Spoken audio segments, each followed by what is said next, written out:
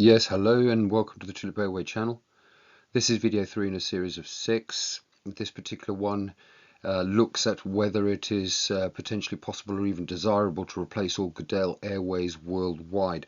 Originally I called this replace all Guedel and face masks worldwide, but a face mask is, I think, something that we're going to need for some time. So they just sounded inaccurate, so in order to be more accurate I've actually focused in on the real problem, which is the Guedel. Now sure, that uses a face mask, but it's not quite the same thing as suggesting that we should replace face masks. So let's get started. Alright, now what we're going to look at is the potential desirability or even the possibility of replacing Guedels worldwide for first-line airway intervention, for basic life support and resuscitation, and just for basic induction recovery for things like starved elective anaesthesia. Now, most of these points have been raised by other people. And the induction recovery one, I think, is something that I need to specify is actually somebody else's opinion. And what I mean by that, we have a military user who conducted their own studies.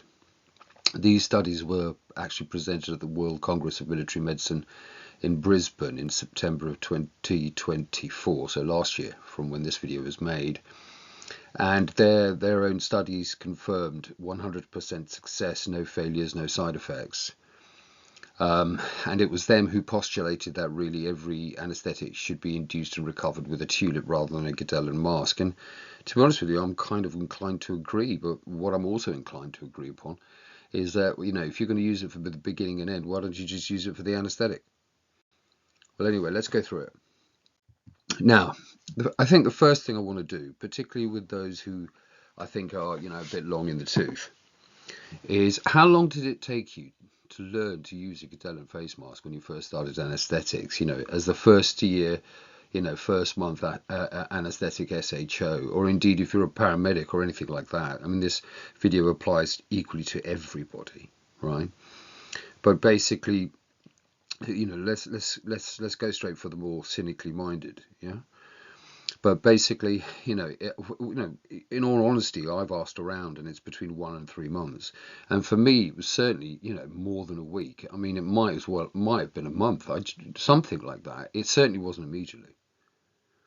Now, I think that's important because, you know, quite frankly, you know, how shall I say this? I'm not a cack-handed monkey, so therefore, you know, therefore it's a case of, well, you know, if somebody who's, you know, reasonably competent, and I think most consultant anaesthetists should consider themselves reasonably competent, if it takes us that long, then why, you know, the essential question is, why are we asking our least experienced medical and nursing staff to use a Guedel face mask when it's quite clear that they can't? And the answer is because there's no alternative, actually. Well, not until now. So, well, look, the reason I'm going there, I mean, I've got a bit of a personal story that relates to Tulip, and one day I might tell you if you want to hear it. But right now, I'm not going to, you know, descend into personal details. But look, the point is, the survival rates for an out-of-hospital arrest, okay, this is without neurological deficit, and let's face it, it's the only kind that matters, is between 1.25 and 2.5%. Now, I think that's appalling. That's a 98% chance of dying, right? But there is a reason, I think. But look, let's consider a utopian world, right? Imagine if anybody could do it. Any kid above the age of 8, your mum, your dad, you know, an airline pilot, some bloke on a ship, at a train station, the police, you know, International Space Station. I really don't mind. But the point is if anybody could provide an airway, we wouldn't have to go straight to, you know, defibrillators every time, would we? Because I've got to tell you, I'm not particularly convinced with the, you know, forget the airway and do the defibrillator, because you're going to have to do the airway one day. So, so look, let's just consider that, okay? Imagine if anyone could resuscitate anybody, anywhere, at any time. Okay, just imagine that. Tulips are designed for your house. Okay, they're designed for you to use on your family. Of course, they're designed to be used in operating theatres and an accident and emergency and all the rest of it. But the point is, most of our medical staff do not have competent airway skills. And that's not their fault. That's not because they're stupid. It's because one, they don't get any practice. Two, it's not particularly easy. So they actually fail, even if you train medical staff, right? So this is doctors, nurses, paramedics, everybody. Every single year, they'll still fail half the time. Now, you forgive me for saying half, all right, because it's 41.7 to 45%, but so people fail 45, 40, 41, between 40 and 45%, even if you train them every single year. Now, I've got to tell you straight that I think equipment with failure rates that high should be banned on the basis of this, but quite frankly, if you haven't got any other alternative, what can you do? But now we do have another alternative, so that's why we're discussing this. Okay, it's time to reconsider, I think, and in fact, a growing body of opinion, particularly the people like the military user I spoke of. Tulip Airway next to a Guedel Airway. Tulip Airways in 5 sizes with headbands. Now, as I said, the only current option for semi-conscious air control is a Guedel and face mask. But in video number 2, I went through a couple of scenarios, one on induction and one on recovery, whereby a Guedel and face mask did not work. And that means absolute obstruction and a surgical access. In those particular situations, and I recommend you watch video 2 because it's some detail, and other people's opinion more importantly. But the problem is that when a Guedel and face mask fails, you are in serious trouble. Now, this is where a Guedel sits. So it sits where the glossopharyngeal nerve is on the right. So this is why it manages semi-conscious control and can be tolerated in a semi-conscious state. This is where a Tulip sits, and again you will see it sits in the same place as a Guedel, but what Tulip does has a mask cuff, a large volume, low pressure. It completely occludes the oropharynx, seals it circumferentially, controls the tongue. There's no floppy bits to obstruct you now. So that's important because, again, a Tulip can be tolerated in a semi-conscious state because it induces swallowing, not, it doesn't cause gagging or coughing or vomiting. So this can do now what LMAs and IJOLs can't because they're just too big. Now, the Guedel is, 92, 93 years old now. It's a tongue depressor, can't be connected, fails in, up 40 to 45% of the time. But look, the human airway has a reputation for being difficult, and I just don't think it is. Now, sure, it can get difficult, and how? But the point is that what's really difficult about a human airway is the Guedel mask and the fact that nobody can use a face mask properly. That's what's difficult. It's not the airway, it's the equipment. Right, and that, 45% failure rates after annual training. I mean, that's terrible, isn't it? But I can assure you it's not the airway that's difficult, because there's nothing difficult about, ventilating or maintaining, securing an anaesthetic airway, a ventilating medical airway with a Tulip. I recommend you try it, because, me telling you over and over again just isn't where it's at. You have to use it and you'll see. Now, let's talk about the figures. Now, we're going to descend into some statistical analysis because basically that's what's required. You're going to make comments like, replace Guedel worldwide. You better prove it, right? So let's go. Now, inexperienced users are defined as annually trained in basic life support, right? But they're not anaesthetists, okay? But just check this out. This is from this clinical study. On the left here, you can see that a consultant with a face mask versus an inexperienced using a Tulip. Now look, the inexperienced user is providing 501 mils, whilst the consultant is providing 420 with current equipment, which means Guedel mask. But the Guedel mask and the consultant are using 19.4 centimeters of pressure, so they're almost filling the stomach with air, whilst the inexperienced user providing 501 mils, so 19.11% more volume for 10%, 11% less pressure. So I would say an inexperienced user using the Tulip for the very first time is already better on average than a consultant anaesthetist is now.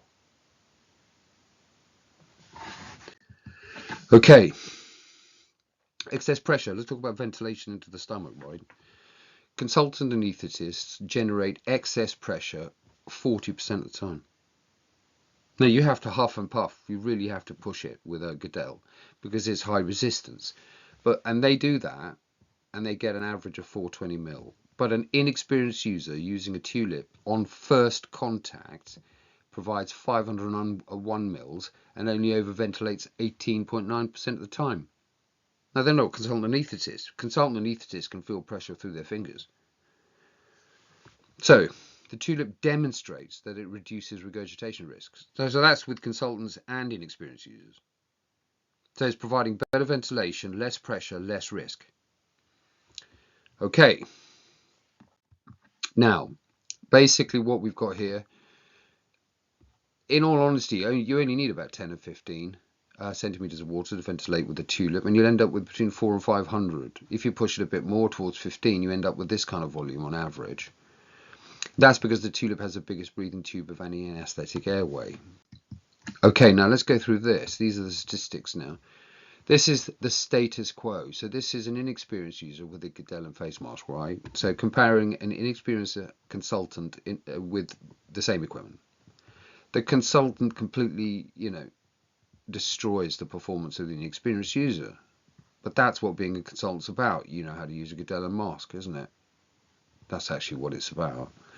So the consultant is, up to 60%-ish on more CO2 as a reflection of ventilation, much bigger ventilation pressures, much bigger tidal volumes, much more oxygen. Well, not too much of a surprise, is it? Okay, but look here. You've got an inexperienced user with a Guedel and an inexperienced user with Tulip. So this is changing the inexperienced user's equipment. Same user. 107% more CO2 removed when they use a Tulip. 30% bigger pressures when they ventilate with a Tulip. The point is 100% of these people were successful. And that's happened in multiple trials, not just one. The tidal volume 76.6% higher. Now this figure of 194%, that's actually probably slightly an underestimate. Now we'll go through that a bit later. Now, quick question. Those huge increases in tidal volumes, the increases in pressure, the increases of CO2 elimination, all that, is that the user or the Tulip? Now you know the answer to that question because the user was the same and it was only the equipment that was changed. So you know it's the Tulip. But look, we're going to look at a particular paper and it's on the website. It's called Man and Manikin, right? And what it is, it's the first study to compare two identical protocols on randomized controlled trials, okay, in man and in Manikin. Now, I'm going to be presenting that in Lisbon 2025 Euroanesthesia because it's the first study to compare whether a Manikin's actually worth using or not, right? So we're checking the same equipment with two protocols with the same kind of user, everything's the same, okay, which will be, to the best of our knowledge, the first study to do that. So it'll actually validate Manikins, okay. But today what we're going to look at is we're looking at Tulip, not the Manikins and the the validation, okay. So we've got two randomized control trials, RCTs. Both consist of basic life support trained users, right? Inexperienced users, annually trained. Basically, we're comparing either a Tulip or a Guedel, 60 people, in Manikins than humans. Okay, now I'm going to mention both studies here. If you go to the Tulip website and go to clinical projects, you'll find Man and Manikin, and next to it you're going to find an RCT with anaesthetized patients between Tulip and Guedel, and then next to it you should find the Manikin study that was also published. Now, all of those studies were published in Anaesthesia UK, all right? So, now, the only problem with that is, of course, there has to be a difference between man and Manikin, and that is you can't get carbon dioxide out of a Manikin. But look, in the Manikin study, okay, so Tulip versus Guedel Manikin, here we go, let me get the pointer. So Manikin showed that the Tulip increased ventilation by 9%. All right, but by 76% in the human study. Now that's huge. All right. These p-values, okay, the video after this one, video number 4, is actually going to go into whether it's unethical not to use a tulip. I mean, we're getting considerably more edgy, and I know it. But point is we're going to go some statistics, and this is a place where I'm really looking forward to some comments, and if I need to be corrected, for God's sakes, please do. Right? I'm not an expert on statistics as such. These statistics were done by a statistician and by a consultant anaesthetist with a reputation for statistics, which is the way it should be, because I can't do my own stats. You won't believe me, right? So, in both man and Manikin, 100% of the users were able to ventilate with a tulip. Okay, now we're already miles away from 41.7 to 45% failure. Already, okay. Now here's the thing. Nobody required assistance in men, in humans. Nobody required any assistance in mannequins with tulips. Nobody. However, 20% of the inexperienced users using a Guedel required assistance in the Manikin study and 25% in the human study. Okay. Basically, there were no differences in how long it took them to put in. But basically, both of them introduced it the first time. Both the inexperienced users introduced both devices first time. 98% at 0.3 times with a Guedel, 93.3 with a tulip. Okay, that's not considered statistically significant. However, in humans, the previous one was Manikin, right? In humans, there was a big difference. Only 78.3%.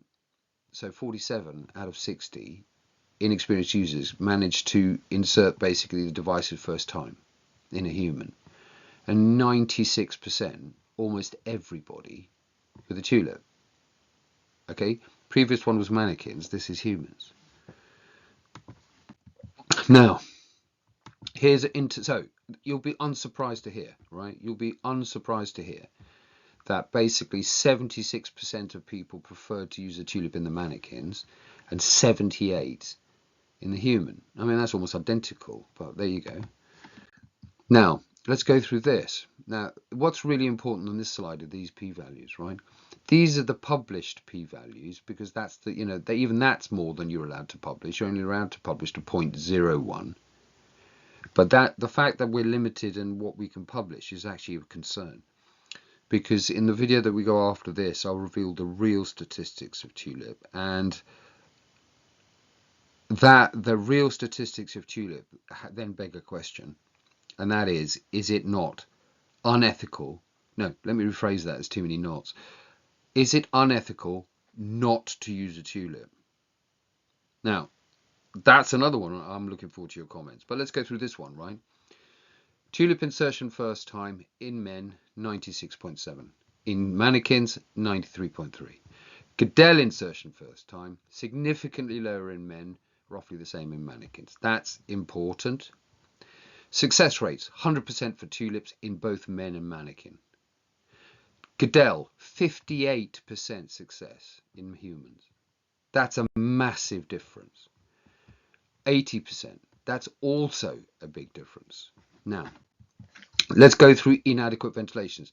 5% inadequate ventilations, but they were ventilating. Now, 3 users, and I was there, basically we're just not squeezing the bag hard enough, but you can't control that. Inadequate ventilations with tulip and mannequins, none. Inadequate ventilations with a Guedel, 41.7. Right? 20% in mannequins. Assistance, 0 in either trial for tulips. 20 and 25% for the Guedel. Very statistically significant. Tulip tidal volumes, 501 versus 284. Now that's in humans. 397, 364. So there's a smaller difference in mannequins, but a massive difference. Now just look at this p-value. That's the real p-value. Okay, that'll be important later. Now, Basically, Tulip average ventilation pressures compared to a Guedel's. So there's Tulip 17.5 versus 13. That's an increase of 30%, 10 to the minus 5. CO2, much more elimination, 107% more. Now, the problem with a study like this is that what you're doing is you're basically using a very commonly used device, and you're comparing a new device against one that's used for 90 years. So you've got a prejudice, you've got a bias against the new equipment because people are familiar with the old one, right? So there's a familiarity with the old equipment that you can't do anything about. That's life, right? But what it does is it sets up a small bias against the new device. And that's okay, right? I'm just pointing it out. Here we go. The reason I'm pointing it out is what you've got is a worst case scenario for the new device. But that's the reality of life, okay? You use a new piece of equipment. You don't, retrain with the current equipment. The reason I'm pointing that out is despite that mild bias and the familiarity with the old device, these studies, both the man and the Manikin and the combined man and Manikin, shows that a Tulip's significantly better than the old equipment. Now, so what does it bring forth? Well, one thing it shows is just how easy it is to use a Tulip. More importantly, the military studies and our own prove that you can train somebody like once on a Manikin and they can start using a Tulip in humans, because that's what we did. We showed them in a Manikin once. We showed them how to use a Guedel once. And then we said, let's go. And they basically used it, and 100% Tulip users were successful. But what's the huge difference with this is quite in contrast with previous other studies on other airway devices. And when I'm talking about other airway devices, I'm talking things like laryngeal masks, which prove that you couldn't transfer training from a Manikin to a human very easily. But with a Tulip, you can. These results are based upon a single Manikin training session. So that's not even a question anymore. Now, one thing that needs to be noted is that a significant number of the people who didn't ask for help weren't able to ventilate with a Guedel mask, but they didn't ask for help. And in fact, 16.7 was a total failure, as in nothing, and 41.7 inadequate ventilations. Okay, that includes the 16.7 failure. But people are scared of not being able to do airways because you're supposed to be able to do it as part of an NHS training thingy. And basically, if you can't do it, I don't know, maybe you're scared or something, so you don't really do anything. They've taught you, you still can't use it, what you're supposed to do. So now, basically, the big deal is that Tulip's providing like 76% more tidal volume. Now, P times 1 to the 10 to the minus 9 is massive, and basically this is to be remembered for the next video. Video number 4 it goes into whether it's ethical or not. No, let's rephrase that, too many knots again. Is it unethical not to use a Tulip? All right, and we're going to go there. Now, basically, we're going back to the failure rates, okay? But the question is, why are we still using Guedel mask? And the answer is simple: you didn't have anything else. But now you do. What are you going to do about it? Okay, now let's talk about dead space, because a Tulip is tiny, right? A face mask has dead space of 207. The Guedel itself has 11. So that's a total combined 118. Now that's the reason why that's important, is because when it's on your face, you're going to basically breathe in and out, in and out, in and out. So you're going to get dead space rebreathing, which basically dilutes incoming oxygen from a mask. Tulip doesn't have a mask, so no dilution. A Tulip is 89.9 less dead space. So let's just say it's got 10% of the dead space of a Guedel mask. So you've got way less rebreathing. So what I'm trying to suggest is you're basically directly connected, your hands free, you're attached to a ventilator, and you're getting 100% oxygen, is what I'm saying. So, but because you've got a 77% bigger tidal volume, because you're directly connected with oxygen 100% through an anaesthetic circuit or something, and because you've got 90% less dead space, you're actually ending up. Now, this bit is up for grabs, right? Okay, I want your opinions on this. Everywhere I ask, they say roughly 60% maximum inspired oxygen through a face mask due to dilution. I'm not sure I've ever heard somebody say 80, but I thought I'd go there, all right, just to basically see what the figures say. Most people say it's around 60. I've heard that like for years, but I don't know if that's true. So basically, if it's as reported as 60% is the maximum you can get out of a face mask, well then Tulip's delivering 250% more oxygen, which is just on another level, isn't it? So if it's 80% from a maximum face mask, then it's 150% more. But either way, I mean, there's no waste of time here, is there? Imagine an increase of 250% oxygen, as well as 101% more carbon dioxide. So you're increasing oxygenation and you're reducing acidosis. And an 8-year-old child can do it. So, as I said, the next video is all about this, let's take that a little further. Those results are, unarguable, basically. The reason is they've been reproduced by independent people. Now, the point being, and some of those military users particularly, but the point with that is, it's a peer review process, isn't it? So people who are doing studies, there are other studies underway internationally, but they won't be reporting to me because, they should be independent, and I have a life. So basically, I'm going to get started with the next video, which is all about whether or not, now let's rephrase that for the third time, is it unethical not to use a tulip? Or anyway, look forward to your comments. Speak soon.